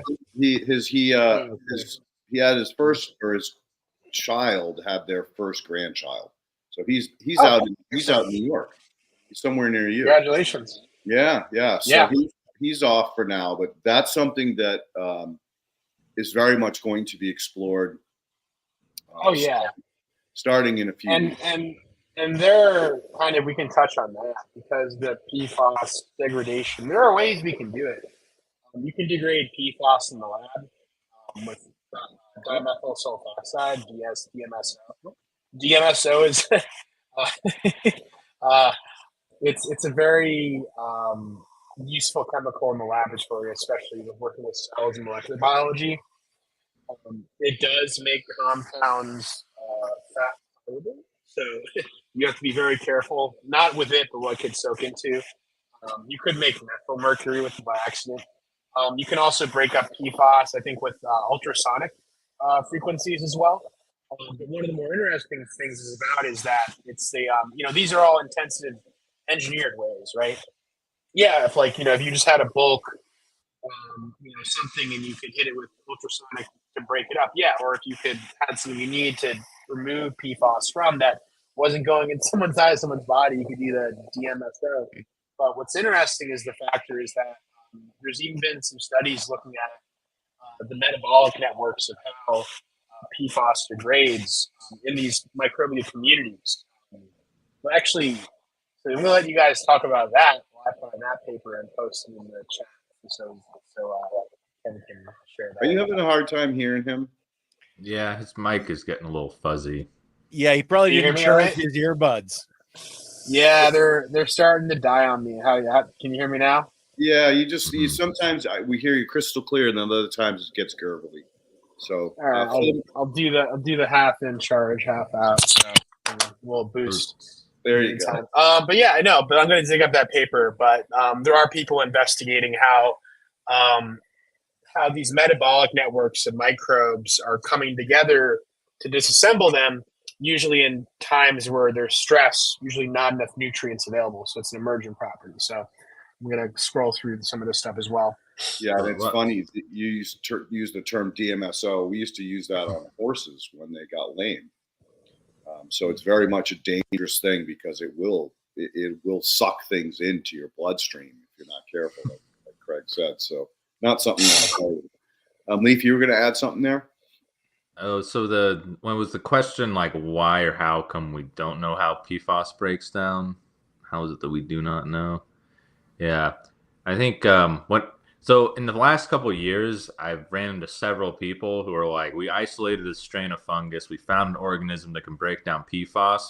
But when I first heard about this topic back in would have been like 2014 or so, at that point they were like, nothing in nature breaks it down. And I think that was because, so there's the concept of natural attenuation when you're talking about environmental remediation. It's like, how are you going to remediate a toxic substance? Natural attenuation is just, it's the chemical, the toxin's going to be there and something's going to break it down. You don't add anything, nature will take care of it. And that seems to really not happen with the PFAS for the most part, because like Craig had just mentioned, these metabolic networks that are breaking it down are in really like starved or stressed out conditions, which that's not really that common in a natural ecosystem. And some of the kind of evidence that made people, start calling them forever chemicals, which I don't like when I hear that term, not because, if it's being true or not. It's just, it's a gimmicky name. I see people use that phrase in an academic paper and I'm like, come on, you're just doing this to, raise your profile. But enough about that rant. They've never, when they've figured out the analytical techniques to measure PFAS or perfluorinated alkylated substances in people's or any animal blood, they've never tested an animal that did not have it in their blood. So that's part of the reasoning of why they say they don't really degrade, because they'll test like a polar bear in the Arctic and it has it in its blood, and there's obviously not any big industrial centers nearby there. So they're so recalcitrant that they actually will just kind of float through atmospheric currents and accumulate at the poles. And so that's part of why the initial belief was that they don't really break down naturally. But I guess, like with a lot of stuff we talk about, enough time goes on and then people find that, they actually are natural organisms that can take care of it. But it's like, it's one of those chemicals where people who have the most PFAS in their blood don't live near where it's manufactured. It's a lot of times they live near the poles because that's where the air currents naturally take chemicals, and the air and the water currents and whatnot. So that's why it kind of became this big, sound the alarm type of issue. They're like, we have this chemical. It's like, it's unnatural. It's not very healthy. And it has health defects, causes health defects, and it's everywhere. And everything they've ever tested has it in it. So that's I wonder if part of it's the magnetic shift on the poles, or the magnetism of the poles is drawing it as well, not just the air currents. Well, there could be something. Yeah, I haven't heard that, but yeah, it could be. It would make sense that it does attract itself to things. But yeah, like your liver probably isn't going to break it down. That's no, like Craig said, it has to be something in nature where they come together because they don't have another source to eat or carbon that are going to rip it apart, degrade it. Yeah, it just it takes a lot of energy to separate those bonds. Fluorine really wants to sit in that carbon, right? And much in the same way, like with nitrogen, atmospheric nitrogen, it's an N2 bond, but they're triple bonded. And it takes that anaerobic environment inside of the plant root cell for the rhizome to break them down. And what's really interesting is that, kind of with James White, we talk about the rhizophagy cycle. The plant actually will curl up its root to make that home, anaerobic home for the nodule, for the rhizobium. And the actual term for when the microbe's cell wall is dissolved, it becomes a bacteroid. So it almost becomes like an organelle inside of the between interstitial cells in the plant. So it's interesting because you even have these very discrete operations where the chemistry can only be done in an oxygen-free environment. And when we think about biofilms, right, like the Winograd call them these gradients. And if you go into it, you'll see that certain chemical reactions are favored because there's an abundance or lack of oxygen, right? Oxygen, right? Like when you light a lighter, like a cigarette lighter, you're basically putting out fuel, butane, right? So it's a reduced compound, right?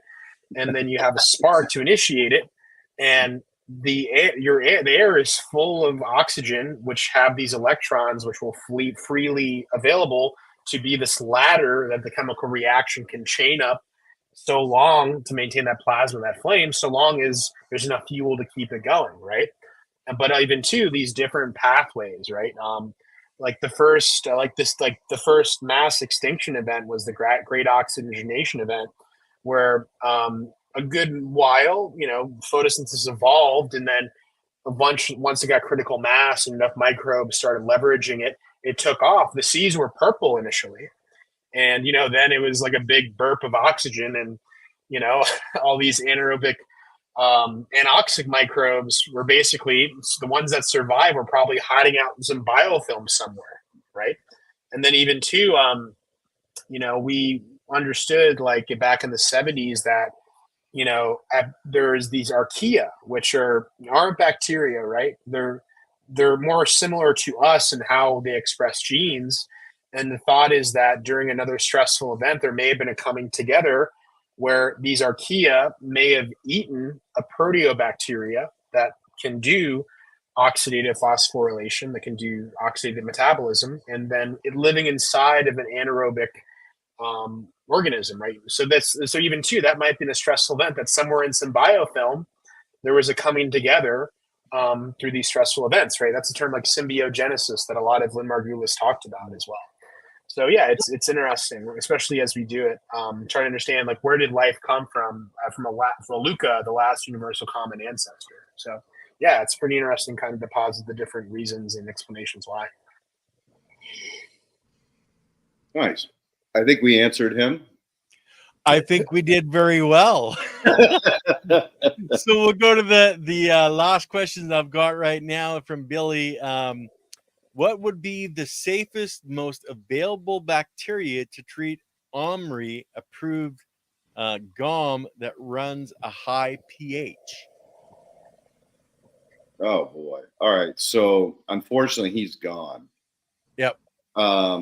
I think what he's referring to in GOM is just an organic matter. So he works with bag soils for different grows, and he's always dealing with the pH issue. And so what I normally tell him is I'm like, don't stress out about pH out of the gate. I mean, yeah, you can add a humic acid or a citric acid or some kind of acid to lower the pH, but if you're just like, a lot of times he has a problem because the soil's hot. It's got nutrients in it. It's a matter of like, all right, let it cook off, and it should come back into balance after it heats up and cools down again. But yeah, I would if he was here, I would probably just tell him, humic acid is probably your best bet, so that you're not yo-yoing your pH. Because a lot of people, when they start playing with the citrics and stuff, it's too easy to go too low too quick. You really got to go low and slow with that shit. Either you guys want to add on that?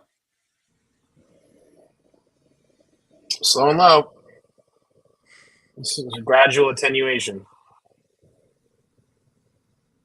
Leaf, you got any secret sauce? Not that I can think of for this one.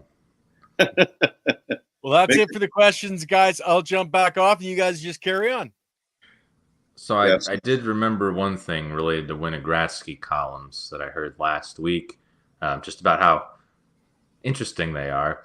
I met a student recently who they had some, like microbiology capstone project that the, undergraduate students do. And this girl isolated a new species of bacteria out of a Winogradsky column just for her little, senior project thing to graduate.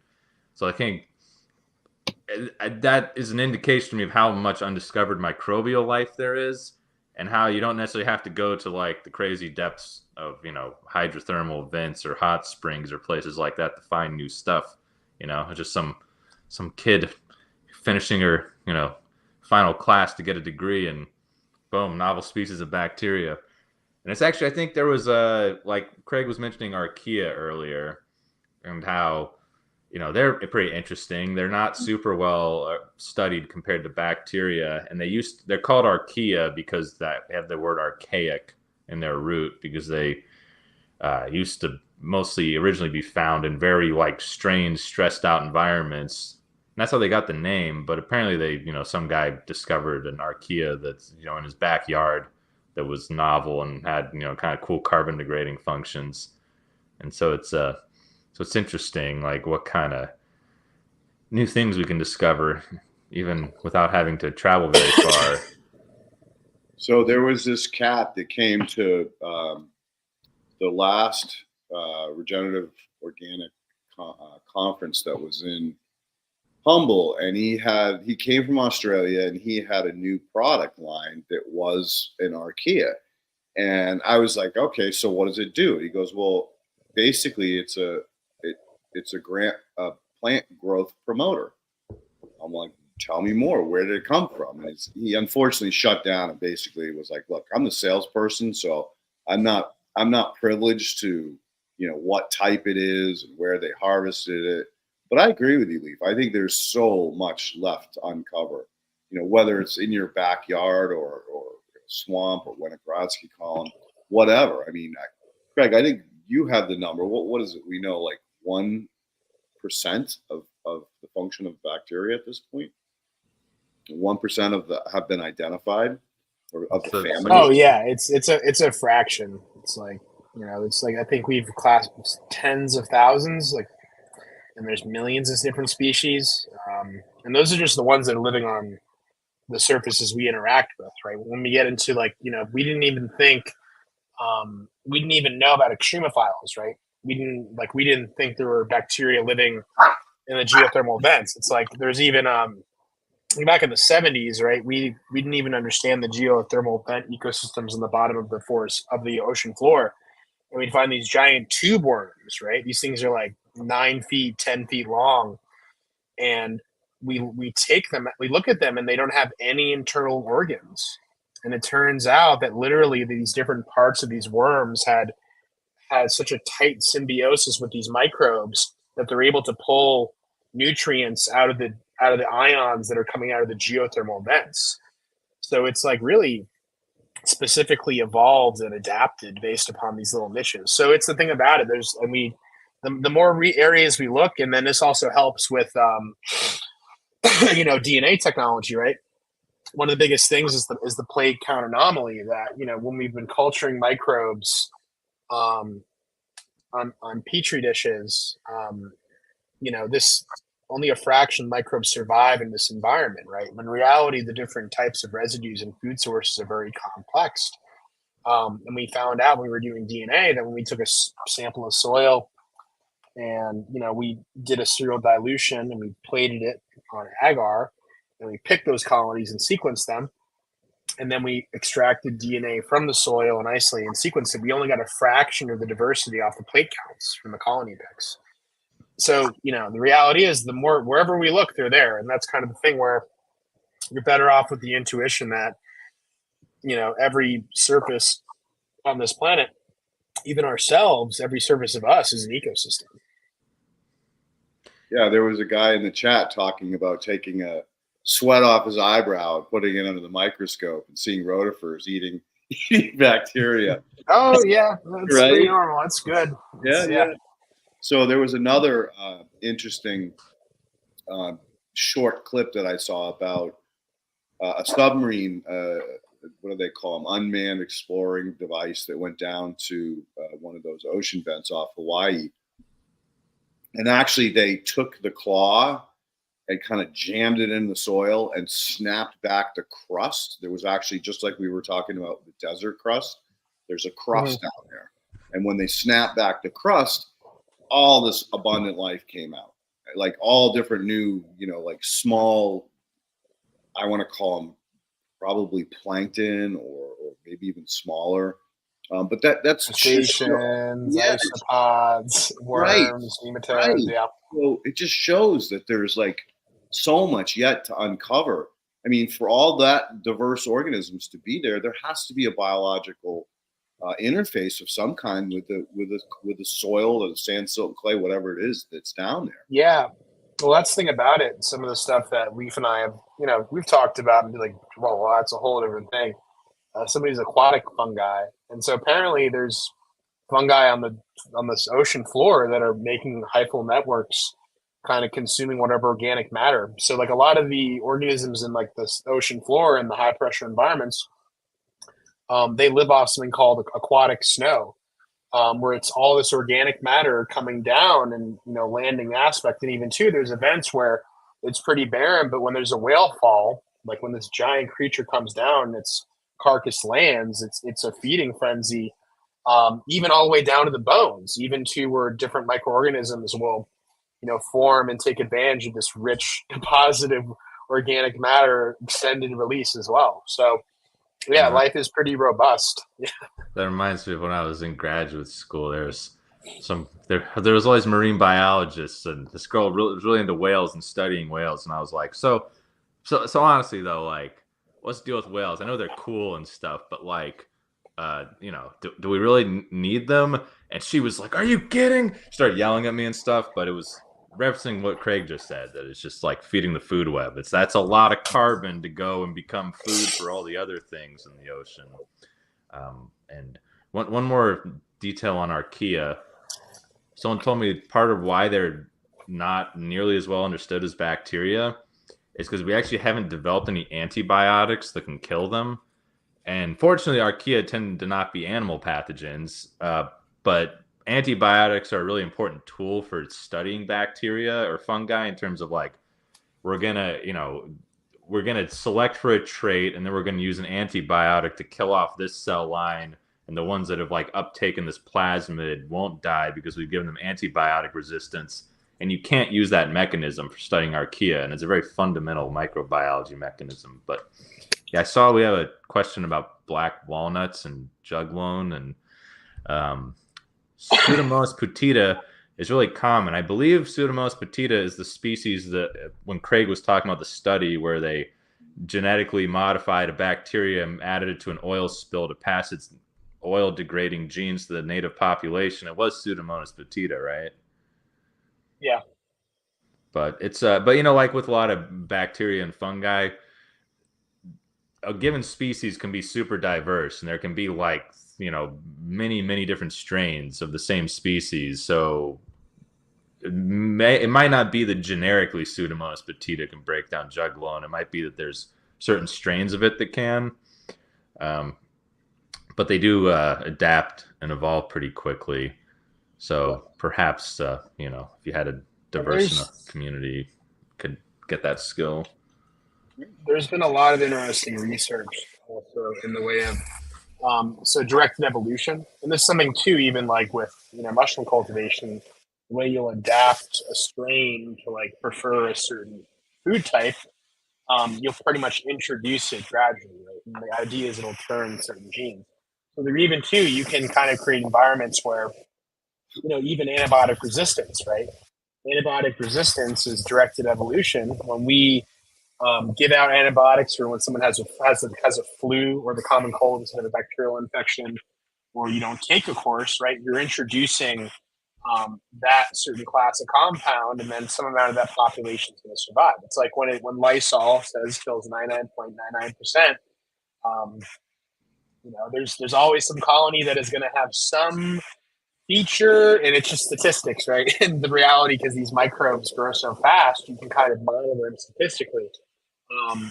On these very time frames, which are very quick for us. But when you zoom out and look at populations over time, even resistivity to certain things aspects. So it's interesting too, like so in the same way with these Winograd columns and these emergent properties, you can kind of steer things in a certain direction, right?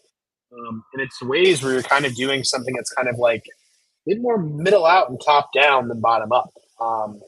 Because bottom up, you have to push things around and arrange them and hope they work, competing with hundreds of millions to billions of years of evolution and aspen speciation that is resolved. So it is exciting because you can, that example, that Pseudomonas, with the black walnut, right? There are probably a populations, and even too, this is something where, I'm sure you could even bioprospect, right? How did someone just discern that? Probably found some black walnuts rotting and noticed a certain feature, saying, "Hey, this one compound, this one feature isn't there," and lo and behold, even too with how we, plants, the way we currently introduce plasmids in the plants or certain genes is with agrobacteria. So if you ever seen a tree with a big burrow on it, there are bacteria that naturally, the way they infect and make this environment helps them reproduce in this burrow is by modifying the plant's genome.